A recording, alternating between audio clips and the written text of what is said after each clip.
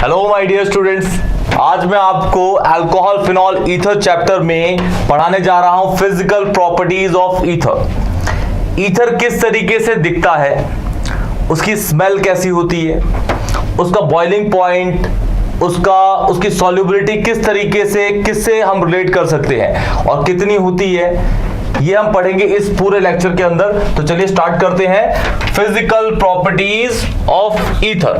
Physical properties of ether देखिए,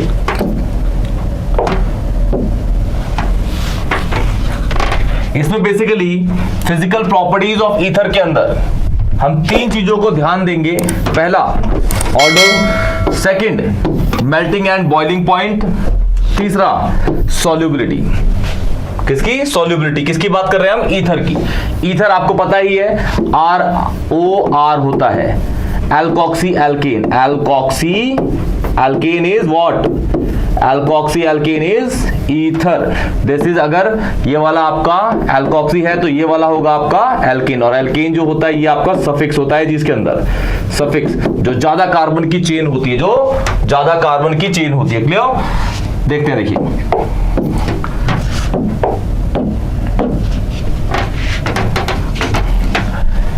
order of ethers. Ether जो होते हैं, it is a colourless liquid, is a colourless liquid, highly volatile. Colourless होगा पहली बात, और हाईली वॉलेटाइल होगा, मतलब आप उसको अगर रूम टेम्परेचर पर रखेंगे तो वो भाप बन जाता है, इवेपोरेट हो जाता है। इसलिए उसको बोलते हैं, उन चीजों को जो रूम टेम्परेचर पे ही इवेपोरेट होता है उसको वॉलेटाइल कंपोनेंट्स कहते हैं, और ईथर भी इसी तरीके का आपका वॉलेटाइल कंपोनेंट होता है। क्लियर? स्वीट स्मेल होती है इसकी, एक्सट्रीमली फ्लेमेबल होता है, एकदम फटाक से आग पकड़ता है, एकदम ही आग पकड़ लेता है। तो ये है आपके कुछ ईथर की छोटी मोटी प्रॉपर्टीज। क्लियर? अब आप देखिए कि ईथर कैसा दिखता है। ईथर बिल्कुल आपका दिखता है कलरलेस, पानी जैसा दिखता है। ये देखिए, ये बीकर के अंदर ये तो आपको दिख रहा है, ये पूरा का पूरा ईथर है। क्या ये? Ether. Di ethyl ether, di ethyl ether, मतलब अगर इसका फॉर्मूला लिखेंगे CH3 CH2O CH2 CH3, di ethyl ether is ethoxy ethane. Ethoxy ethane इसका नाम होता है जी, IUPAC। ये जो वर्ड है ये तो कॉमन नेम है, ये कॉमन नेम है, this is what? Common name. ये वाला है आपका IUPAC, IUPAC, this is IUPAC। इस तरीके का दिखता है जी आपका ईथर। टेस्ट ट्यूब में डालेंगे, बिल्कुल ऐसा पानी है, डेंसिटी अलग होती है, पानी की डेंसिटी 1 होती है, इसकी डेंसिटी अलग होती है बस, लेकिन दिखने में बिल्कुल ऐसे लगता है कि भाई पानी जैसा, बिल्कुल ट्रांसपेरेंट कलरलेस होता है। क्लियर? बढ़ते हैं नेक्स्ट पे। देखिए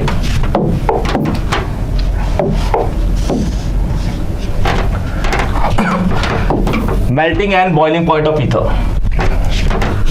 कुछ फॉर्मूले दे रखे हैं। ये है आपका एल्केन जिसका नाम है एन-पेंटेन।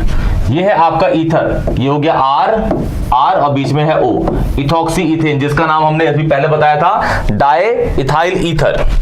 ये है आपका अल्कोहल, ये क्या नाम है इसका? ब्यूटेन वनॉल। क्लियर? अब इन तीनों में सबसे ज्यादा जो BP है वो किसका है? चेक करिए, अल्कोहल का, क्योंकि आपको पता है अल्कोहल जो है वो H बॉन्ड फॉर्म करता है। कौन सी वाली? इंटरमॉलिक्यूलर। कौन सी? इंटरमॉलिक्यूलर, इंट्रा नहीं, इंटरमॉलिक्यूलर हाइड्रोजन बॉन्ड। कौन सा? इंटरमॉलिक्यूलर हाइड्रोजन बॉन्ड फॉर्म करता है अल्कोहल, इसलिए उसका BP क्या होता है? ज्यादा होता है। एल्केन जो है, ये एल्केन एन-पेंटीन, ये तो बिल्कुल आपको पता ही है कि गैस के रूप में ही होता है, एक तरीके से ये गैस या फिर लिक्विड होता है। पांचों वाला लिक्विड स्टार्ट हो जाता है, ये जो है आपका लिक्विड ही होता है। क्लियर? ये इसका बॉइलिंग पॉइंट है, ये इसका बॉइलिंग पॉइंट है। बॉइलिंग पॉइंट ऑफ अल्कोहल सबसे ज्यादा होता है। हमें बेसिकली एल्केन से कंपेयर नहीं करने को मिलता, हमें मिलता है अल्कोहल से कंपेयर करने को। तो आप ये देखिए कि अल्कोहल का बॉइलिंग पॉइंट ज्यादा है किससे? ईथर से। ईथर से उसका ज्यादा है। रीजन देखिए, the large difference in the boiling point of alcohol and ether. Alcohol और ईथर में लार्ज डिफरेंस है। देखिए, ये 307.6 डिग्री है और ये कितना है? सॉरी केल्विन है, और ये कितना है? 390 है। इज ड्यू टू, रीजन है इसके पीछे presence of hydrogen bond in alcohol, ये जैसे मैंने बोला आपको अल्कोहल के अंदर हाइड्रोजन बॉन्ड होता है, इसीलिए उसका बॉइलिंग पॉइंट क्या है, ज्यादा है। और बॉइलिंग पॉइंट हाइड्रोजन बॉन्ड जो है स्ट्रॉन्ग फोर्स ऑफ अट्रैक्शन है। क्लियर। अच्छा, सेम यहां पे भी अगर आपको क्वेश्चंस मिले तो जैसे अल्कोहल की हमने केमिकल फिजिकल प्रॉपर्टीज पढ़ी थी, सेम आपको डिट्टो यहां पे भी लगानी है ये वाली। ठीक है, कि बॉइलिंग पॉइंट सबसे जो डायरेक्टली प्रोपोर्शनल होता है वो किसके, फोर्स ऑफ अट्रैक्शन। और फोर्स ऑफ अट्रैक्शन यहां पे कौन सा, इंटरमॉलिक्यूलर हाइड्रोजन बॉन्ड। जितना फोर्स ऑफ अट्रैक्शन होगा वो उतना वो इवेपोरेट देर में होगा, मतलब उसका बॉइलिंग पॉइंट क्या होगा, ज्यादा होगा। दूसरा, boiling point is also directly proportional to the molar mass. जितना कंपाउंड का मास होगा उतना ही वो बॉइल क्या होगा, लेट में होता है। मास बढ़ाओगे तो बॉइलिंग पॉइंट भी क्या होगा, बढ़ेगा उसका। फिर boiling point is directly proportional to the किसके, सरफेस एरिया के। सरफेस एरिया बढ़ाओगे, सरफेस एरिया जितना ज्यादा होगा उसका बॉइलिंग पॉइंट भी क्या होगा, ज्यादा होगा।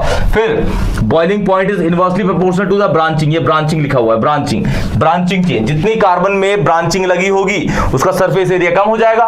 ब्रांचिंग बढ़ी, सरफेस एरिया कम हो गया, ब्रांचिंग बढ़ी, सरफेस एरिया कम, सरफेस एरिया कम तो बॉइलिंग पॉइंट भी कम, क्योंकि सरफेस एरिया और बॉइलिंग पॉइंट डायरेक्टली प्रोपोर्शनल है जी एक दूसरे के। क्लियर। तो ये सारे फैक्टर्स तो आपने अल्कोहल के अंदर भी पढ़े होंगे। सबसे ये सीक्वेंस में फैक्टर्स चलते हैं। सबसे पहले आपको ये फैक्टर को देखना पड़ता है, फोर्स ऑफ अट्रैक्शन का। दूसरा आपको देखना पड़ता है मॉलिक्यूलर मासेस का। तीसरा आपको देखना पड़ता है सरफेस एरिया। फोर्थ देखना पड़ता है जो आपका है ब्रांचिंग। बेसिकली सरफेस एरिया और ब्रांचिंग एक दूसरे के उल्टे ही होते हैं। क्लियर। ठीक, अब बढ़ते हैं आगे। देखिए इसके अंदर आपको बता रखा है कि कौन किसमें कैसी कैसी फोर्स ऑफ अट्रैक्शन काम करती है। जैसे ये है आपके पास एल्केन है, दिख रहा है ये एल्केन, ये ईथर है, ये रहा ईथर, ये एल्डिहाइड है, ये दिख रहा है एल्डिहाइड, ये कीटोन है, ये कीटोन दिख रहा है, ये अल्कोहल है, अल्कोहल। इन सब में सबसे ज्यादा जो बॉइलिंग पॉइंट होगा किसका, अल्कोहल का, वो कितना है 97। देखिए, और किसमें देखा है, डिग्री सेल्सियस में। वो इससे पहले वाला केल्विन में था, ये डिग्री सेल्सियस में। रीजन यही क्योंकि अल्कोहल के अंदर जो बॉन्ड होता है वो हाइड्रोजन बॉन्ड होता है। और सबसे कम किसका है, एल्केन का। रीजन बिहाइंड इट, क्योंकि इसके अंदर एक ही तरह की फोर्स होती है, डिस्पर्जन फोर्स। वीकेस्ट फोर्स होती है, वीकेस्ट सबसे weakest force, dispersion force. Ether में जो फोर्स होती है वो कौन सी होती है, वीक डाइपोल फोर्स होती है, इसलिए उसका बॉइलिंग पॉइंट क्या है, थोड़ा उससे ज्यादा है। क्लियर। और एल्डिहाइड के अंदर होती है स्ट्रॉन्ग डाइपोल, इसके अंदर भी स्ट्रॉन्ग डाइपोल। तो जैसे ही आप क्या हो रहा है कि फोर्स बढ़ रही है तो उसका बॉइलिंग पॉइंट भी क्या कर रहा है, देखिए बढ़ता जा रहा है। ये एक तरह का ऑर्डर है आपका फोर्स ऑफ अट्रैक्शन का। डिस्पर्जन फोर्स कम होती है, उससे थोड़ी स्ट्रॉन्ग होती है कौन सी, वीक डाइपोल फोर्स। इससे थोड़ी स्ट्रॉन्ग होती है कौन सी, स्ट्रॉन्गर या स्ट्रॉन्ग डाइपोल, ऑब्वियस है। इन सब में सबसे ज्यादा होती है कौन सी, H बॉन्ड वाली, हाइड्रोजन बॉन्ड वाली। तो जिसका फोर्स ऑफ अट्रैक्शन ज्यादा है उसका बॉइलिंग पॉइंट भी ज्यादा होगा। तो अल्कोहल के अंदर कौन सी होती है, हाइड्रोजन बॉन्ड की फोर्स ऑफ अट्रैक्शन होती है, इसीलिए उसका बॉइलिंग पॉइंट भी क्या होता है भाई, ज्यादा होता है। क्लियर। बढ़ते हैं नेक्स्ट। देखिए ये एक सपोज क्वेश्चन दे रखा है आपको, why the BP of ether is lesser than alcohol। Ether का बीपी कम होता है किससे, अल्कोहल से। तो आपको पता ही है क्योंकि इसके अंदर जो फोर्स ऑफ अट्रैक्शन है कौन सी है भाई, अल्कोहल के अंदर इंटरमॉलिक्यूलर हाइड्रोजन बॉन्ड होता है। कौन सा, इंटरमॉलिक्यूलर। इसके अंदर होता है इंटरमॉलिक्यूलर, अल्कोहल के अंदर इंटरमॉलिक्यूलर H बॉन्ड। और इसके अंदर कौन सा होता है जी, इसके अंदर होता है वीक डाइपोल फोर्स होते हैं। कौन सी, वीक डाइपोल। और दोनों में फोर्स ऑफ अट्रैक्शन ये ज्यादा है तो इसका बॉइलिंग पॉइंट क्या होगा, ज्यादा। देखिए बिकॉज, यहां से आंसर है ये, because ether molecules can't engage in hydrogen bonding with each other, they have much lower boiling point than do alcohols than alcohols with similar molecular mass। तो ये रीजन है आपका, क्योंकि अल्कोहल के अंदर जो फोर्स ऑफ अट्रैक्शन है वो है हाइड्रोजन बॉन्ड, जो इंटरमॉलिक्यूलर होता है। कौन सा, intermolecular. Strong force of attraction है तो भाई बीपी ऑब्वियसली उसका ज्यादा होगा। और ईथर के अंदर जो आपका बॉइलिंग फोर्स ऑफ अट्रैक्शन काम करता है वो कौन सा होता है, वो होता है आपका वीक डाइपोल। तो उसमें हाइड्रोजन बॉन्ड तो होता भी नहीं है, तो उसका बॉइलिंग फोर्स ऑफ अट्रैक्शन कम है, तो जल्दी से आप थोड़ा सा भी हीट लगाएंगे, जल्दी से वो क्या कर जाएगा, बॉइल कर जाता है, जल्दी से ही बॉइल कर जाएगा। क्लियर? तो ये इसके पीछे रीजन है, आता है ये भी, ये क्वेश्चन इंपॉर्टेंट है। ठीक है, आगे देखिए। अब आता है आपका सॉल्युबिलिटी। बॉइलिंग पॉइंट पूरा खत्म हो गया, सॉल्युबिलिटी, ये इसका टॉपिक है सॉल्युबिलिटी का। आपको पता है कि ईथर जो है, अगर ईथर को आप पानी में डालोगे तो वो बहुत ही कम डिसॉल्व होता है। अल्कोहल और ईथर को पानी के अंदर डिसॉल्व करोगे तो वो डिसॉल्व नहीं होता। रीजन? क्योंकि जो वाटर है वो एक इनऑर्गेनिक सॉल्वेंट है, लेकिन ईथर को अगर आप ऑर्गेनिक सॉल्वेंट में डिसॉल्व करो पूरा का पूरा डिसॉल्व हो जाता है, क्योंकि ईथर हाइड्रोजन बॉन्ड नहीं फॉर्म कर पाता। क्लियर? तो देखिए, On the other hand, ethers are easily soluble in organic solvent such as alcohol के अंदर डालिए घुल जाएगा, एसीटोन के अंदर, बेंजीन के अंदर भी घुल जाएगा ये। क्लियर? ETC और भी हो सकते हैं, इनके अंदर ही डिसॉल्व हो जाता है। All in all, we can say that ether can only be slightly soluble in water। Slightly soluble, ether बहुत ही कम सॉल्युबल होता है पानी के अंदर। अल्कोहल को पानी में डालेंगे तो डिसॉल्व हो जाता है पूरा का, अच्छी तरीके से सॉल्युबिलिटी हो जाती है उसकी, लेकिन अगर आप डालेंगे क्या, ईथर को पानी के अंदर, तो बहुत ही कम सॉल्युबल, बहुत ही कम सॉल्युबल होता है, बहुत ज्यादा कम। You can say that ether can only be slightly soluble in water if we look at figures at room temperature, मतलब 25 डिग्री। रूम टेम्परेचर कितना होता है जी? रूम टेम्परेचर, जो पूरा क्राइटेरिया को हम चेक कर रहे हैं डाटा के अकॉर्डिंग, जो नीचे लिखा हुआ है वो रूम टेम्परेचर 25 डिग्री सेल्सियस या फिर कैल्विन में 298 कैल्विन पे चल रहा है रूम टेम्परेचर। क्लियर? फिर बोला गया 1% टू 1.5% ऑफ वाटर, 1% या 1% या फिर 1.5% से पानी dissolve can be dissolve in ether, while 7.5% of ether can be dissolve in water. Clear? तो ये इसके पीछे यही रीजन है कि जो ईथर है, ईथर आपका हाइड्रोजन बॉन्ड फॉर्म नहीं कर पाता, इसीलिए वो क्या, सॉल्युबल नहीं होता। अल्कोहल पानी के साथ हाइड्रोजन बॉन्ड फॉर्म कर देता है, इसलिए वो क्या हो जाता है, सॉल्युबल। क्लियर? ईथर पानी के साथ हाइड्रोजन बॉन्ड फॉर्म ही नहीं कर पाता, इसलिए वो सॉल्युबल नहीं होता। क्लियर? एक क्वेश्चन इसके ऊपर है, ये वाला देखिए, इंपॉर्टेंट है क्वेश्चन जी। क्वेश्चन क्या है? Why ether is soluble? Is insoluble? Why ether is insoluble?